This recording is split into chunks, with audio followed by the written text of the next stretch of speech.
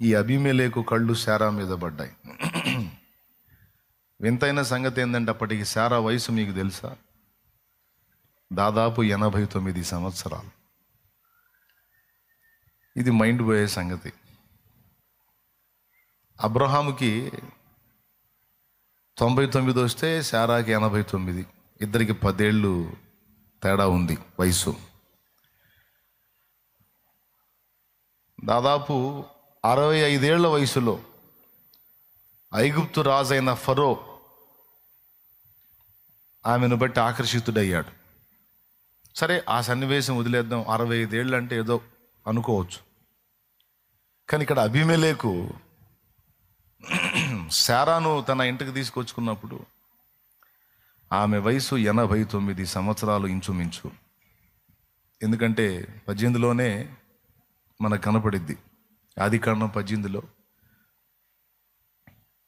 100 ఏండ్ల వానికి సంతానము కలుగునా, 90 ఏండ్ల నేను బిడ్డని కంటానా అని ఆమె అనుకుంది. చూడండి, తెలుసు కదా మీకు, మమ్రే దగ్గర ఉన్న సింధూర వనంలో.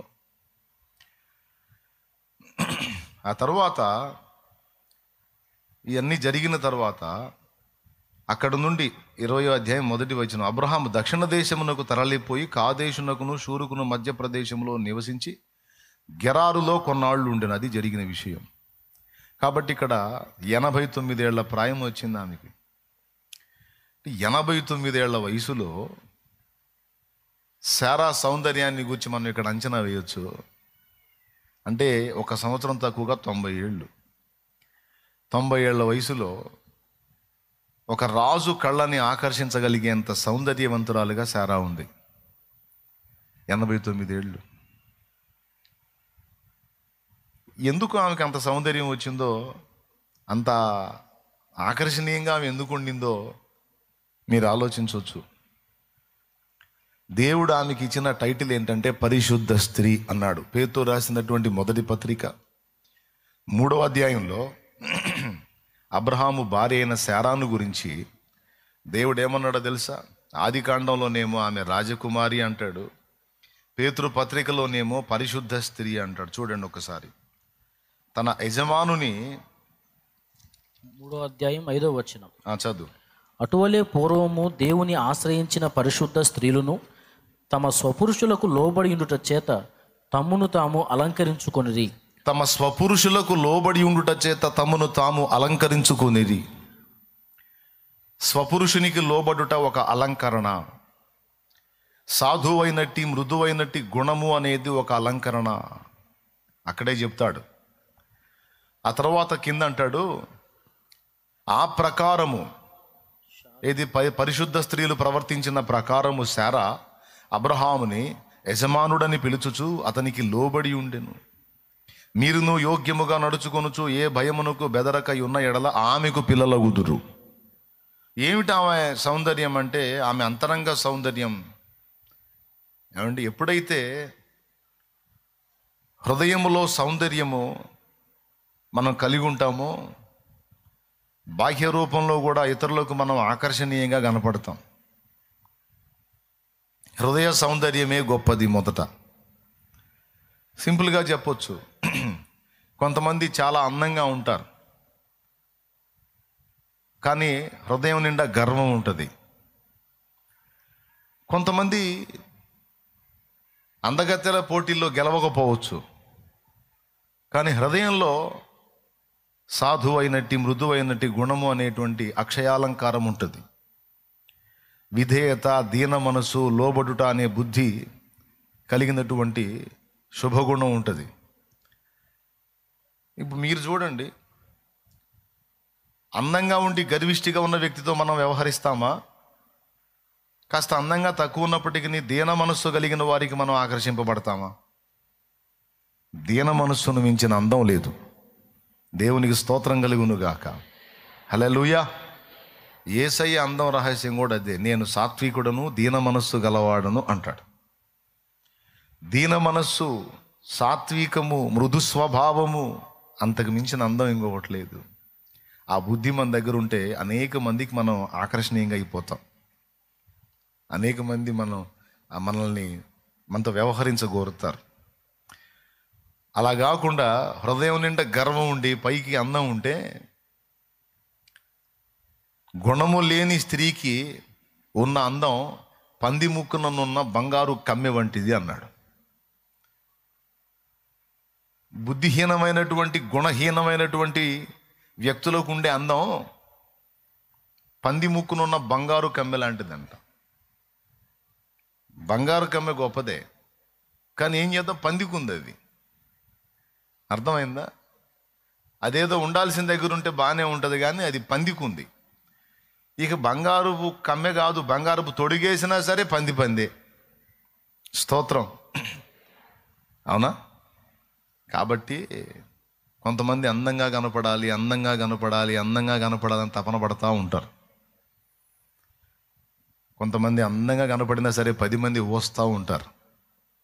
అందంగా కనపడ్డా సరే ఓస్తూ ఉంటారు. వాళ్ళ అందాన్ని బట్టే విధిగారు. తెలియనివాడు ఎవరో, తెలియని ఆమె ఎవరో బాగున్నారు అనుకోవటం తప్ప, బుద్ధి బయటపడిందంటే, ఆ పంది స్వభావం బయటపడిందంటే అసహించుకుంటారు, ఏం లైక్ చేయరు.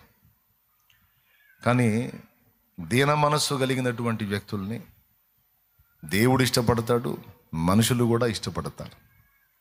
అందుకే సౌందర్య పిపాస కలిగిన వాళ్ళు బ్యూటీ పార్లర్లకు వెళ్ళి ఎన్ని రకాల తిప్పలు పడ్డా, హృదయంలో సాధువైనట్టి, మృదువైనట్టి గుణము అనే అక్షయాలంకారం లేకపోతే, దీన మనస్సు, విధేయత అనే లక్షణాలు లేకపోతే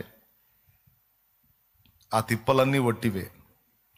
ఒకవేళ నువ్వు ఏ పార్లర్స్కి వెళ్ళకపోయినా, నేను చెప్పినట్టుగా ఈ శుభ లక్షణాలను కానీ నీ హృదయంలో నువ్వు కలిగి ఉంటే, ఇంటా బయట కూడా నువ్వు ఆకర్షణీయమైన వ్యక్తిగా ఉంటావు. అనేకులు నిన్ను గుర్తించి, గౌరవించి, సన్మానించే విధంగా నువ్వు ఉంటావు. కాబట్టి హృదయ సౌందర్యం మీదనే మనసు పెట్టండి, కానీ భౌతిక సౌందర్యం కాదు. ఇప్పుడు శారమ్మ ఏం రాసింది, ఏం పూసింది, కానీ ఆమె అందం ఎంత ఉందండి? 89 సంవత్సరాల వయసులో. మనమైతే పెద్ద బామ్మగారు ఒళ్ళంతా గందరగోళం అయిపోయి ఉంటుంది బామ్మగారు. అంటే అప్పట్లో చాలా కాలం బతికారుగా అన్నయ్య, అందుకని అట్లా ఉందిలే అంటారేమో. లేదా బతికింది 120. ఈ సన్నివేశం జరిగినాక ఒక 30 ఏళ్ళు బతికింది అంతే, తర్వాత వెళ్ళిపోయింది. కాబట్టి మీరు సందర్భంలో వచ్చింది కాబట్టి చెబుతున్న అంశం అది కాదు. దేని మీద మనసు పెడతారు? పై ఆకర్షణల మీద కాదు, హృదయ అంతరంగ స్వభావం, అంతరంగ సౌందర్యానికి ప్రయారిటీ ఇవ్వండి. అసలు మనుషుల కంటే ముందు దేవునికి మీరు ఆకర్షణీయంగా ఉంటారు.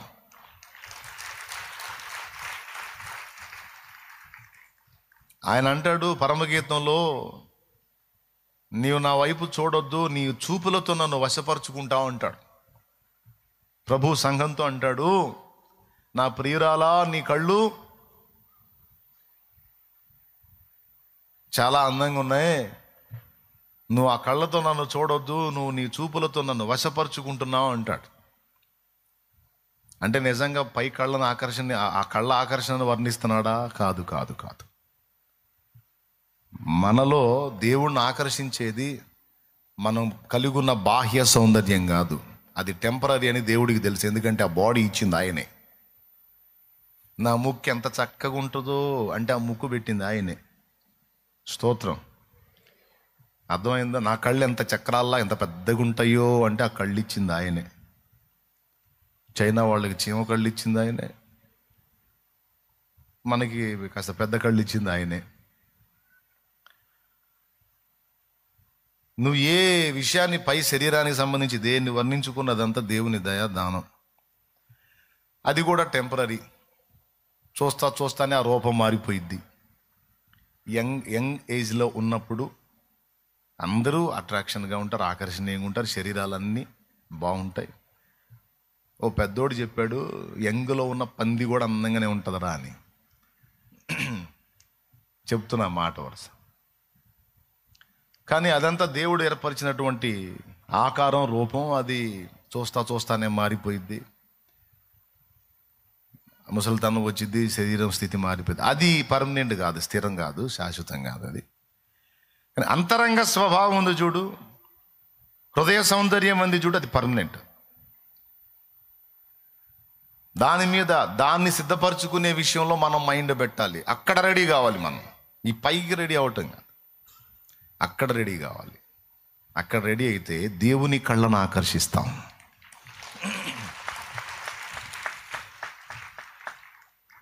మృదు మధుర సుందర నారీమణి ఎద పవళించు నా ప్రాణేశ్వరి, ఒక్క చూపుతో నీ వాడనైతి, ఒక్క పిలుపుతో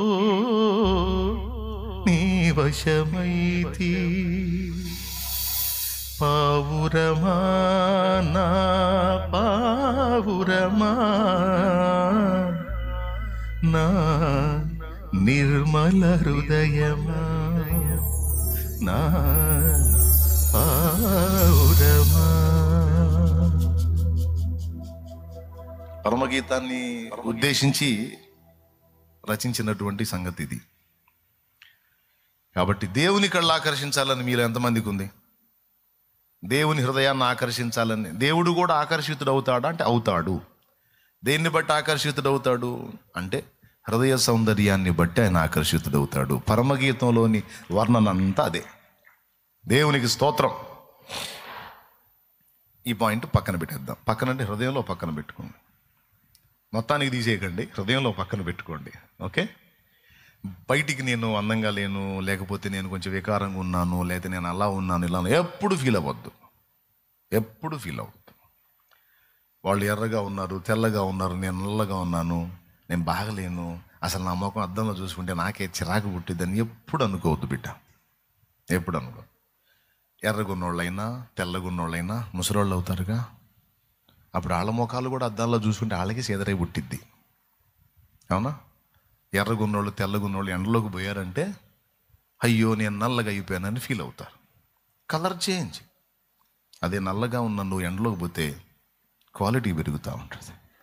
దేవునికి స్తోత్రం. నాణ్యత ఏం ఫీల్ అవ్వదు. నేను ఒక మాట చెప్తాను, ఒకవేళ నువ్వు కలర్ తక్కువ ఉన్నా, ఎందుకు ప్రభు నన్ను ఇట్లా చేసావంటే దేవుడు అంటాడు, అందరిని ఎర్రగా తెల్లగా చేసి చిరాకు పుట్టిందిరా, అందుకే కొంచెం నీ కోటింగ్ మార్చాను, నాకు అందంగా ఉన్నావు బేట, నువ్వు ప్రశాంతంగా ఉండి అంటాడు. అసలు ఈ బాహ్య దృష్టిలో కనపడే వాటి మీద నువ్వు అసలు ఏ దిగులు పెట్టుకోవద్దు. జుట్టు ఉన్నా దిగులు పడొద్దు, జుట్టు ఊడిపోయినా దిగులు పడొద్దు. కొంతమంది మీలో జుట్టు ఊడిపోతుందని దిగులు పడుతుంటారు, జుట్టు ఊడిపోయినా దిగులు పడొద్దు. దేవునికి స్తోత్రం. అది బార జుట్టు అయినా ఫీల్ అవ్వద్దు, మూర జుట్టు అయినా ఫీల్ అవ్వద్దు, పిలక జుట్టు అయినా ఫీల్ అవ్వద్దు. అసలు వాటిని లక్ష్య పెట్టనే పెట్టద్దు. చూడండి వాళ్ళ పరిస్థితి చూడండి, మరి తీసారా బా పాపం, వాళ్ళని మళ్ళీ బాధపడతారు. ఫోటో కనపడిందా మీకు? కనపడలేదా? నాకు మాత్రం వేసాడులే. కాబట్టి వాళ్ళందరినీ మనందరినీ నిర్మించింది దేవుడు. మొదట ఇంతమందిని ఇన్ని రకాలుగా చేసుకుంది దేవుడు. ఎవరికి ఎలా కనపడ్డా మనందరం దేవునికైతే చాలా అందంగా కనపడతాం. మనందరి తండ్రి ఆయన. మనం ఎర్రగా ఉన్నామని ముద్దాడు, నల్లగా ఉన్నామని తోసేయడు. ఇంతమంది ఎర్రటోళ్ళలో నువ్వు ఒక్కదాని నల్లగా ఉన్నావు, దా తల్లి బంగారు తల్లి అని స్పెషల్గా నిన్నే దగ్గరికి తీసుకుంటాడు. కాబట్టి అస్సలు దిగులు పడ. రంగు కానీ, జుట్టు కానీ, ఆకారం కానీ, ఏజ్ మారుతుందని ఏం ఫీల్ అవ్వద్దు. ఒక్కటే దృష్టి పెట్టు ఎప్పుడు కూడా. దేవుణ్ణి ఆకర్షించేది హృదయ సౌందర్యం. ఏది? అక్కడ నువ్వు జాగ్రత్తగా ఉండు, నా తండ్రికి ఎంతో ఆకర్షణీయంగా అయిపోతావు. ఆమేన్. దేవుణ్ణి కూడా అదే అడుగు, హృదయ అంతరంగ సౌందర్యాన్ని నాలో పెంచు తండ్రి. నేను నీకు ఆకర్షణగా కనబడినట్లు దయచేసి నన్ను సిద్ధపరచు. నేను నీ కళ్ళను ఆకర్షించాలి దేవా, నన్ను అనుగ్రహించు అని నువ్వు ప్రార్థించు. ఆ హృదయ సౌందర్యాన్ని ఆయనే పెంచుతాడు. సరే.